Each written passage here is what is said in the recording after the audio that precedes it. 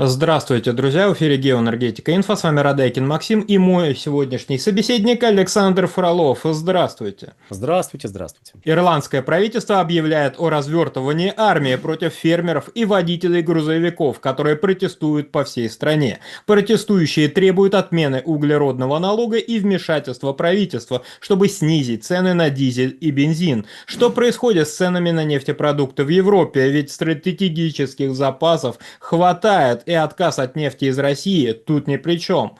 Александр, что происходит с ценами на нефтепродукты? Ну, давайте вот посмотрим на Ирландию. Ирландия у нас по итогам прошлой недели продемонстрировала цены на бензин, если мы берем 95-й бензин, порядка 2,25 доллара за литр.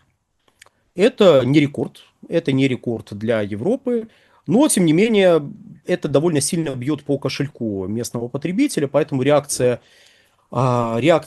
местных жителей, в общем-то, понятна.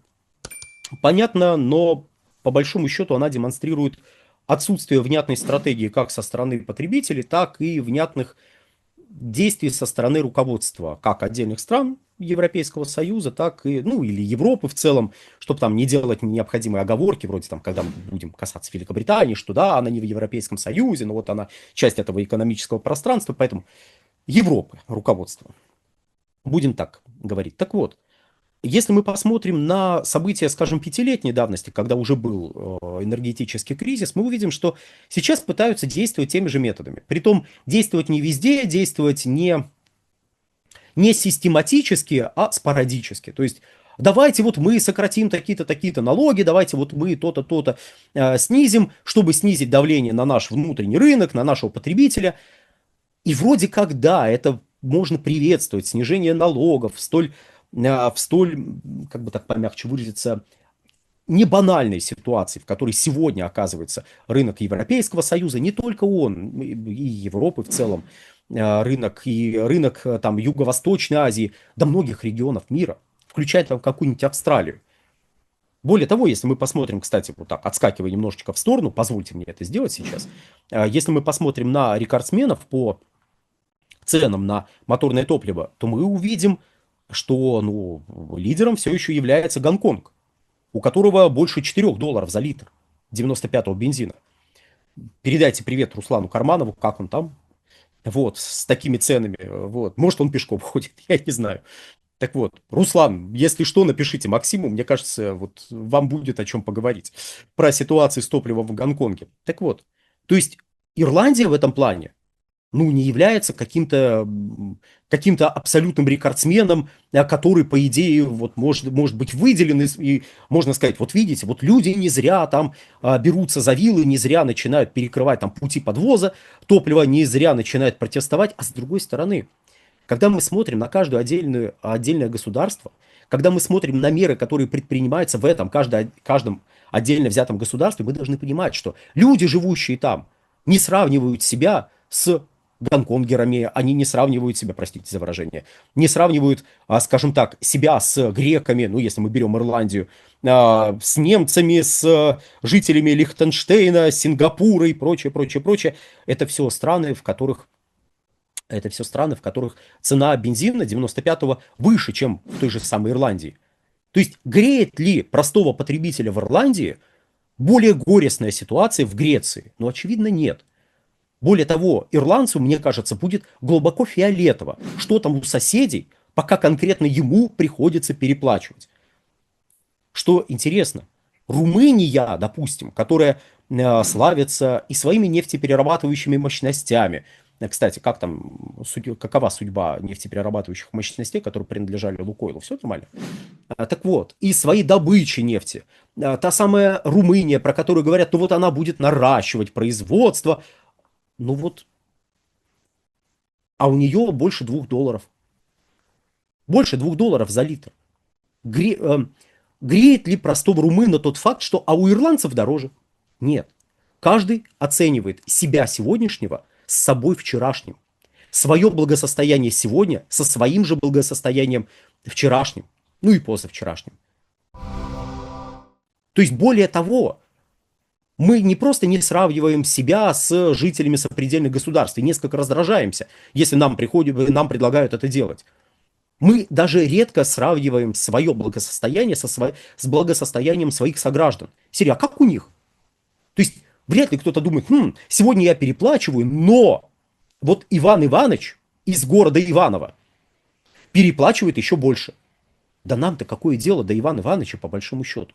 Нам важно, что происходит с нашим семейным бюджетом. И в этом плане недовольство тех же ирландцев, да и в целом европейцев можно понять. Можно понять недовольство французских фермеров. Нельзя только одобрить это недовольство в тех формах, в которых оно проявляется. Потому что вы проявите свое недовольство, вы что-то перекроете, что-то сломаете, вы залезете на какую-нибудь военную базу в Соединенных Штатах, молотком постучите по какому-нибудь их самолетику.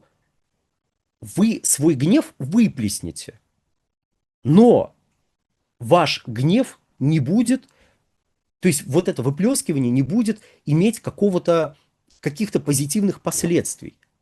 Ну, то есть государство и так вам говорит: ребята, мы следим за ситуацией, мы сократили цены. Ну, то есть, как бы не сократили цены, но мы сократили налоговое давление в этих ценах. Ну, кто, как не мы, молодцы в этой ситуации. А вы смотрите на этих людей и говорите: вы здоровые вообще? Вот у нас цены были примерно $1,5. Я понимаю, что у них не доллары, но я пересчитываю, чтобы, знаете, не переключаться между валютами по ходу этого разговора и не запутывать уважаемую нашу аудиторию. У нас было $1,5, сейчас 2,20. Сделайте с этим что-нибудь. То есть, в смысле не дорожает? Вот дорожает. Я теперь плачу на 70 американских центов больше. Но, говорит правительство, без наших мер ты бы переплачивал еще больше. Так сделайте что-нибудь, чтобы моторное топливо вообще не зависело от вот этих колебаний. Заколебали нас эти колебания, отвечают представители широкой общественности в Ирландии и в целом в Европе. Но тут вот какой момент. Мы как-то говорили во время протестов французских фермеров о том, что, ну, собственно, на ту же тему, что эти протесты не имеют вектора. То есть это протест ради протеста. Из серии «сделайте что-нибудь». Ну, вам что-нибудь сделают. Вы идете без какой-то конкретной программы, вменяемой программы, без каких-то целей. То есть вы выступаете против чего-то, а не за что-то. Как только вы начинаете выступать против чего-либо, без понимания, а за что вы выступаете, вы уже проигрываете. И было бесконечно иронично, как в борьбе с мировым капиталом, который бьет по простому французскому фермеру, французские фермеры приезжали с навозом к Макдональдсам, это их аналог «Вкусная точка», и высыпали там этот вот навоз, разбрасывали его по Макдональдсу. И вот я смотрел на эти видео и думал: а понимаете вы, что не руководство Макдональдса будет убирать то, что вы там разбросали?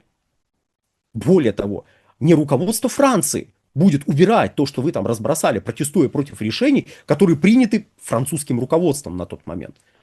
Убирать это будут такие же, простые работяги, как вы, которые не сказать, что от того, что у них вот просто, вот знаете, вот деньги уже некуда запихивать, пошли работать в Макдональдс. То есть они возьмут швабру, метлу и будут убирать то, что вы там разбросали.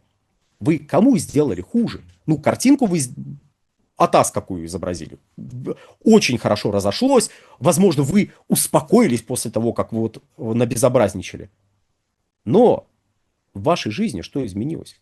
В вашей жизни ничего не изменилось. Кому вы сделали хуже? Такому же, как вы, человеку на зарплате сделали хуже. Он пойдет и будет убирать. Вот. Может быть, Макдональдс даже страховку умудрится получить. Поэтому Макдональдс от этого не обеднеет. Макдональдс от этого, может быть, даже получит больше денег. Кстати, пока он будет закрыт, люди, получавшие почасовую оплату, видимо, не будут работать. Не знаю, там, в конечном итоге, получается, что пострадают вообще не те люди, которые привели к той ситуации, против которой вы боретесь. И вот сейчас вот эти протесты в Ирландии, в других странах Европы, они За что? Против чего, понятно, высокие цены. А за что они? Да ни за что. К ним придут, вот к этим людям, и скажут: так, мы снизили налоги. Ах так, вы не расходитесь, вот вам водометами в глаз. И разойдутся. А ситуация с топливом изменится? Нет. Дефицит как был, так останется. Пока внешние факторы не приведут к тому, что дефицит исчезнет. Чисто теоретически можно было бы договориться с Россией об увеличении поставок. Но вы делать этого не будете. Это позволило бы парировать часть дефицита? Да, это позволило бы парировать часть дефицита. Понятное дело, что договариваться надо было чуть раньше, не сейчас. Мы сейчас просто физически не сможем настолько быстро увеличить добычу, чтобы ваши потребности удовлетворить. Но часть проблем, да, можно было бы снять. Но снимать эти проблемы вы не будете. Потому что ваше руководство не пойдет и не будет с Россией договариваться. Еще раз, это не панацея. Это позволило бы только часть проблемы снять. А вопрос о налогообложении? Хорошо, вот сейчас налоги чуть-чуть снизили, как в 2021 году. Помогло это справиться с кризисом? Нет. Но руководство страны выйдет к вам и скажет: ну мы-то хоть что-то делаем. А то, что мы не делаем, а мы с этим вообще ничего сделать не можем. И ваши призывы отказаться от каких-то климатических налогов, отказаться от введения дополнительных налогов, опять же, которые должны возвысить климатически нейтральные источники энергии и быстрее привести вас в светло-зеленое будущее. Ну, их отменять никто не будет. Отказываться от введения новых никто не будет. Наоборот, вам скажут, что видите, как плохо жить с ископаемым топливом, как плохо быть зависимыми от ископаемого топлива. Надо быстрее садиться на велосипеды и электромобили. А еще зеленый водород. И водородомобили, как вид электромобилей, тоже очень перспективное направление. Давайте работать в этом перспективном направлении. Дальнейшее ужесточение норм, которые будут тащить вас всех в это перспективное направление, ужесточение этих норм продолжится после того, как кризис завершится. А это означает, что любое негативное событие на мировом рынке вновь ударит по карману простого ирландца и вообще простого европейца. Потому что магистральная линия, по которой вы идете, периодически выражая свое возмущение, не меняется.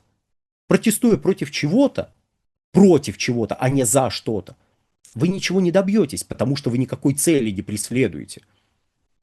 Выступать против чего-то – это не цель. Тут некоторые соседние страны продемонстрировали году в 2014, как они выступали против чего-то, а не за что-то. И показали, к чему приводит. Когда ты не понимаешь, за что ты выступаешь, и результат некий тебе показывают и говорят: вот да, ты за это выступал. В смысле, я был не за это. А за что ты был? Чего ж ты молчал? Мы прислушались, а теперь, ну извини, поздно уже. Вот все, против чего ты выступал. Убрали? Убрали. Какие к нам претензии? Ты ж не сказал, что ты хочешь? Не сказал. Так что все. С нас взятки гладкие. Мы вот то, против чего ты выступал, убрали. Все. Что не так? А ничего. Ну, и что можно ответить на это? Ну да, действительно. То, против чего вы выступали, нету. Можно вообще бензин и дизельное топливо запретить полностью, чтобы не было вот этого безобразия. Можно давить, но вам же не просто так высокие налоги на моторное топливо выставляют, а ради вашего же блага. Чтобы вы быстрее пересаживались на экологически чистые виды топлива, на экологически чистые виды транспорта. Что ж вы не понимаете своего счастья? А текущий кризис развернут опять против вас и скажут: ну вот видите, надо быстрее отказываться от моторного топлива, а чтобы от него быстрее отказываться, от ископаемого топлива, чтобы быстрее от него отказываться, надо еще налоги поднять.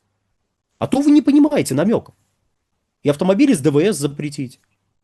Ну не понимаете, раз вы намеков. Мы вас в светлое будущее тащим. Зачем? Мы тоже не знаем, но тащим. Поэтому все эти волнения, все эти истерики, которые там устраивают, они понятны. Но они ни к чему не приведут. Как и прошлые истерики ни к чему не приводили. Без четкой цели, которую вы достигаете, движение невозможно. Это топтание на месте с истериками, выкриками, с учением ножками. Кому бы чего ни казалось. На сегодня, дорогие друзья, все. Всего хорошего. Александр, большое спасибо за комментарий, друзья. Подписывайтесь на наш канал в Макс. Ссылка будет в описании и закрепленном комментарии. Там же будут реквизиты для желающих финансово помочь нашему проекту, чтобы мы и дальше также бодро вещали на всех площадках, без монетизации, исключительно благодаря вашей финансовой поддержке на спонсор.ру. Спасибо, до новых встреч.